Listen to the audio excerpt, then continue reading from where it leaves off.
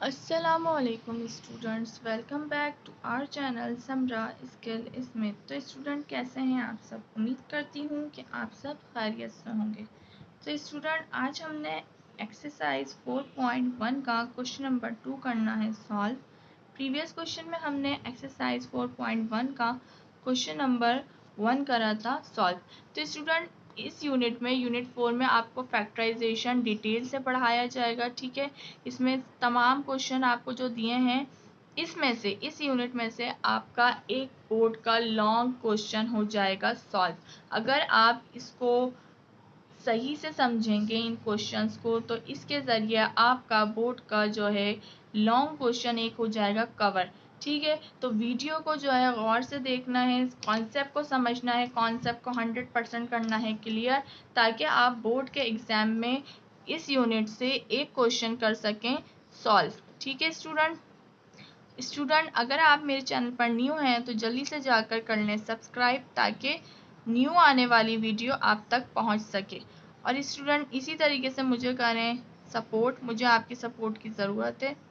ठीक है, तो हमने इस क्वेश्चन में क्या करना है, फैक्टराइजेशन करना है। फैक्टराइजेशन हमने प्रीवियस जो क्वेश्चन करा था क्वेश्चन नंबर 1, उस क्वेश्चन में हमने क्या करा था, कॉमन लेना सीखा था। अच्छा, प्रीवियस क्वेश्चन में हमें 3 टर्म गिवन थी। इस जो क्वेश्चन है इस क्वेश्चन में हमें 4 टर्म गिवन है। ठीक है, तो यहाँ पर हमारे पास है 7x plus x Z plus 7z plus Z square. ठीक है स्टूडेंट, तो अब हमारे पास देखें पहले कितनी टर्म गिवन थी, 3 टर्म गिवन थी, तो हमने एक ही साथ तीनों का कॉमन निकाल लिया था। अब हमने क्या करना है, हमने पेयर में कॉमन निकालना है। ठीक है, तो ये इन दो का कॉमन निकलेगा और इन दो का कॉमन निकलेगा। ठीक है, तो इस क्वेश्चन में हमने 4 टर्म का कॉमन निकालना सीखना है। ठीक है स्टूडेंट, तो हमने सबसे पहले क्या करना है, 2 का कॉमन लेना है और उसके बाद 2 का कॉमन लेना है। सबसे पहले तो आप क्वेश्चन को एज इट इज लिख लें। ठीक है, अब उसके बाद हमने देखना है इन दो को। ठीक है, इन दोनों जो टर्म है इसमें कॉमन क्या है, तो इसमें हमारे पास एक चीज़ कॉमन नज़र आ रही है और वो है x। ठीक है, तो x को हम कॉमन ले लेते हैं। तो इसमें जब हमने x को कॉमन ले लिया तो इधर क्या बचा, इधर बच गया 7। बची हुई चीज़ों को हम इधर लिखते हैं, फिर प्लस प्लस प्लस हो जाएगा और ये हमारे पास हो जाएगा, यहाँ से x चले गया है कॉमन में, यहाँ पे बच गया z।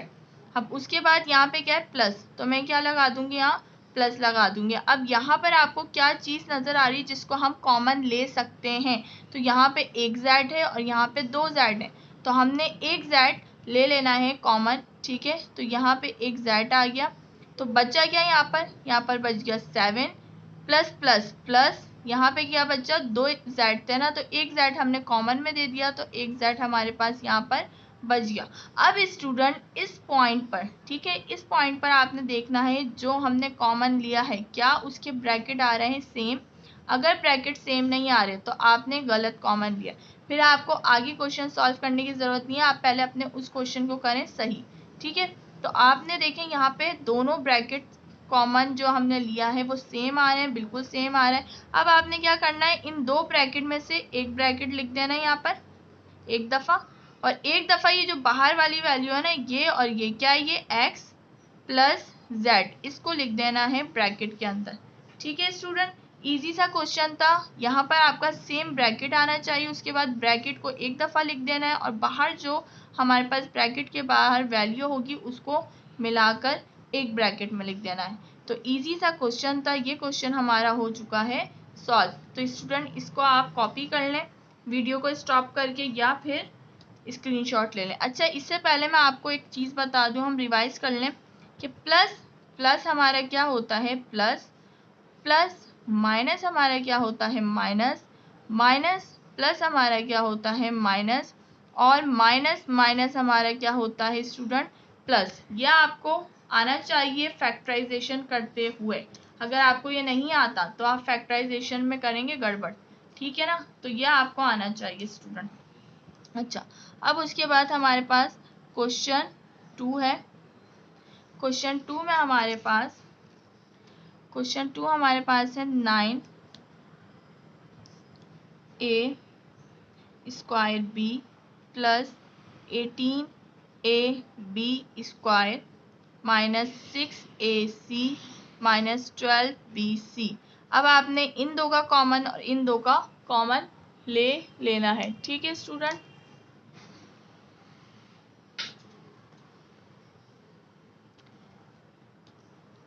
तो यहाँ पर हम सबसे पहले एक दफ़ा इसको लिख देंगे। ये हो जाएगा 9a square b 18ab square minus 6ac minus 12bc। तो अब 9 और 18 में कॉमन क्या है?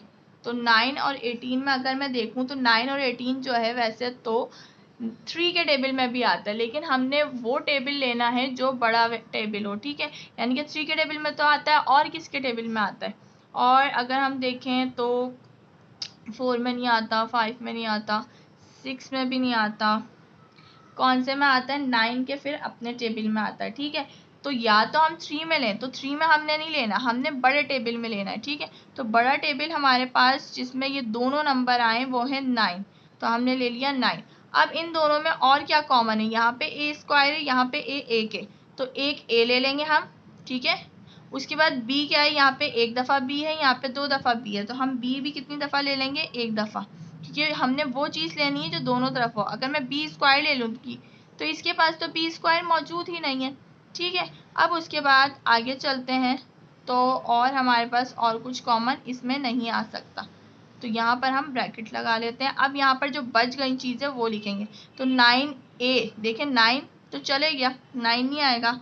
अब पीछे क्या रह गया? ए स्क्वायर था ना, तो उसमें एक ए को हमने कॉमन दे दिया, एक ए हमारा बच गया, बी हमारा कॉमन चला गया, तो सिर्फ हमारे पास यहाँ पर बचा ए। अब उसके बाद प्लस प्लस प्लस, अच्छा 9 के टेबल में 18 कब आता है? 2 टाइम। उसके बाद ए हमने कॉमन में दे दिया, बी स्क्वायर लिखा है, बी हमने एक दिया है कॉमन में, तो एक बी हमारे पास बच गया। अब यहाँ पर क्या है स्टूडेंट? यहाँ पे माइनस लिखा हुआ है, तो हमने माइनस लिख देना है। अब यहाँ पे 6 और 12, तो 6 और 12 में से कौन से टेबल में आते हैं 6 और 12? तो 2 के टेबल में आता है। ठीक है, उसके अलावा 3 के टेबल में भी आता है। उसके अलावा जो है 6 हमारे पास आएगा अपने 6 के टेबल में, तो हम ना 2 का टेबल लेंगे ना 3 का टेबल लेंगे, हम डायरेक्ट लेंगे 6 का टेबल, क्योंकि हमने लेना है बड़े टेबल को। ठीक है, तो हमने यहाँ पे ले लिया 6। अब यहाँ पे ए है, सी है, बी है, सी है, तो कॉमन क्या आ रहा है? इसके पास ए है, इसके पास ए नहीं है, तो ए तो कॉमन नहीं आ सकता। इसके पास सी है और इसके पास सी है, तो हम यहाँ पे ले लेंगे सी को कॉमन। इसी तरह यहाँ पे बी है, यहाँ पे बी नहीं है, तो बी कॉमन नहीं आएगा। अच्छा, तो अब ये हो जाएगा 6 1 जा 6, तो 6 चले गया, सी चले गया, पीछे क्या बचा? ए बचा। माइनस और माइनस क्या होता है? माइनस माइनस प्लस होता है, और 6 के टेबल में 12 कब आता है? 2 टाइम आता है, और बी हमारा सी हमारा चले गया, बी सिर्फ बच गया। अब हमने देखें ये बात की थी ना कि ब्रैकेट हमारा सेम आना चाहिए, वरना हमारा क्वेश्चन जो हम सॉल्व कर रहे हैं आंसर गलत है। तो हमने यहाँ पर स्टूडेंट सही आ रहा है। आगे अब हमने क्या करना है? इस ब्रैकेट को एक दफ़ा लिख देना है, और बाहर ब्रैकेट के जो नंबर हैं वैल्यू है उसको एक दफ़ा। ठीक है, तो यहाँ पे है 9ab माइनस 6c, तो यह हमारा हो गया कंप्लीट। इजी सा क्वेश्चन था। ठीक है, अब आप इसको या तो कॉपी कर लें या इसका ले लें स्क्रीनशॉट। अब करते हैं, मूव ऑन होते हैं क्वेश्चन नंबर 3 की तरफ स्टूडेंट। तो क्वेश्चन नंबर 3 हमारे पास है 6t minus 12p plus 4tq minus 8pq। ठीक है, तो अब यहाँ पर हमने लिखना है सॉल्व, दो दो टर्म करके करेंगे कॉमन।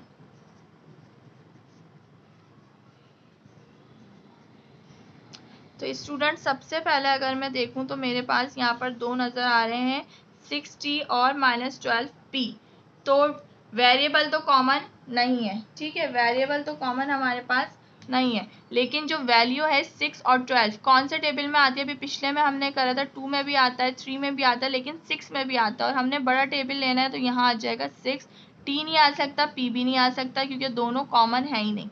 ठीक है, दोनों के पास ना टी है ना दोनों के पास पी है, तो टी अब यहाँ बच क्या गया, टी बच गया, प्लस माइनस माइनस, 6 12 के टेबल में कब आता है 2 टाइम, पीछे बच गया पी। अब यहाँ पे आ गया प्लस, ठीक है, 4 और 8 जो है एक टेबल में कब आते हैं, 2 के टेबल में भी आते हैं लेकिन 4 के टेबल में भी आते हैं, तो हम बड़ा टेबल लेंगे 4। अब उसके बाद यहाँ पर टी जो है वो इसके पास है, इसके पास नहीं है, यानी कि कॉमन नहीं है तो कॉमन नहीं ले सकते। क्यू जो है दोनों के पास है तो क्यू ले लेते हैं। ठीक है, इसी तरीके से पी भी दोनों के पास नहीं है तो वो हम नहीं ले सकते। अब यहाँ पे क्या बच गया स्टूडेंट, यहाँ पे 4 भी चले गया, क्यू भी चले गया, तो पीछे बच गया टी, प्लस माइनस माइनस, और 4 के टेबल में 8 कब आता है 2 टाइम, उसके बाद पी हमारा बच गया, क्यू हमारा ऑलरेडी कॉमन में जा चुका है। तो ब्रैकेट सेम आ रहे हैं, ब्रैकेट जब सेम आ जाते हैं तो हम क्या करते हैं, इन दोनों को एक साथ कॉमन लेके एक दफ़ा लिख देंगे और ब्रैकेट के बाहर जो वैल्यू हो उसको एक ब्रैकेट में लिख देंगे। यहाँ पर नेक्स्ट स्टेप में लिख दिया। अब स्टूडेंट आप इसका ले लें जल्दी से स्क्रीनशॉट या इसको करें कॉपी। तो मूव ऑन होते हैं क्वेश्चन नंबर 4 की तरफ। ठीक है, 100% आपका कॉन्सेप्ट क्लियर हो रहा है। बहुत इजी से क्वेश्चन थे। प्रीवियस क्वेश्चन में हमने 3 टर्म का कॉमन लेना सीखा था, इस क्वेश्चन में हम 4 टर्म का कॉमन लेना सीख रहे हैं। ठीक है ना, तो अब हमने यहाँ पर 4th क्वेश्चन हमारे पास है R square plus 9RS minus 7RS minus 63S square.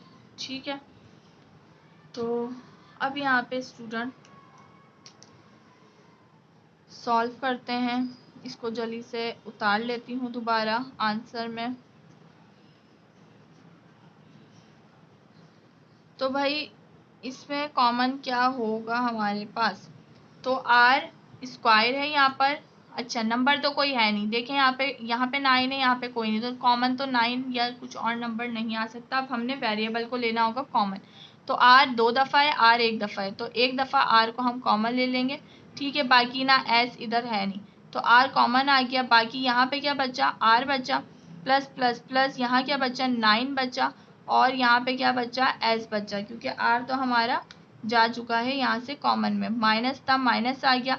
7 और 63, तो 7 और 63 एक टेबल में कब आते हैं, 7 के अपने ही टेबल में आते हैं। ठीक है ना, तो 7 1 जा 7, ये 7 हमारा बाहर आ गया कॉमन। आर नहीं आ सकता क्योंकि इसके पास नहीं है आर।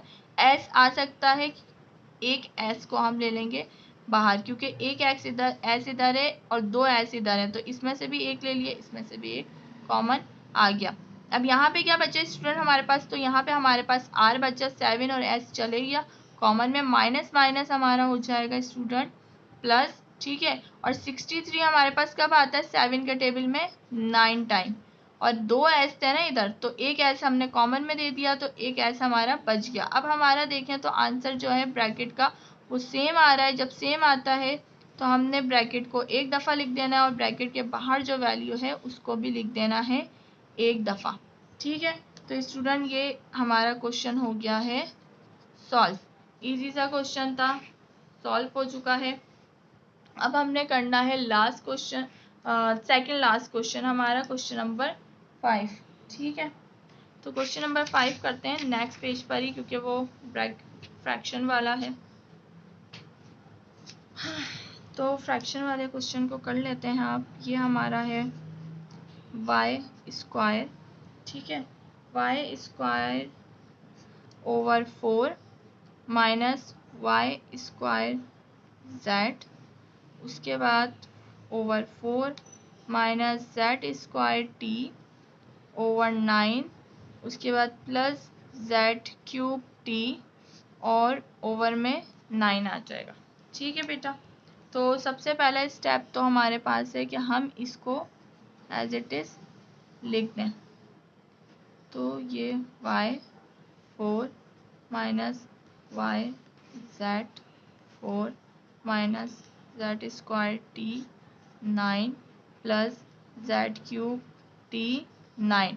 अब इन दोनों में न्यूमरेटर में कॉमन क्या है, वाई स्क्वायर। ठीक है, तो वाई स्क्वायर को हम ले लेते हैं बाहर कॉमन में। डिनोमिनेटर में हमारे पास क्या कॉमन आएगा, 4 कॉमन आएगा, ठीक है, तो 4 ले लेते हैं कॉमन। तो यहाँ पर बचा क्या, न्यूमिनेटर में क्या बचा, यहाँ पर कुछ नहीं है, 1 बचा, 4 1 जा 4, नीचे भी कुछ नहीं है, तो क्या बचेगा स्टूडेंट, तो नीचे कुछ नहीं बचेगा, 1 हम लिखते नहीं है तो 1 हम रहने देते हैं, ठीक है। डिनोमिनेटर का 1 तो हम लिखते नहीं है। Plus minus minus Y square जा चुका है, क्या बचेगा यहाँ, सिर्फ z बचेगा, ठीक है। तो ये हमारा ये आंसर आ गया इसका पहले ब्रैकेट का। दोबारा क्या है, माइनस, अब यहाँ z स्क्वायर है, यहाँ z क्यूब है, तो स्टूडेंट क्या आएगा कॉमन में, z स्क्वायर, क्योंकि 2 तो इसके पास भी है, 2 तो इसके पास भी है, और t दोनों के पास है, t ले लेते हैं न्यूमिनेटर वाले। अच्छा, अब डिनोमिनेटर में 9 9, तो 9 को ही ले लेते हैं कॉमन।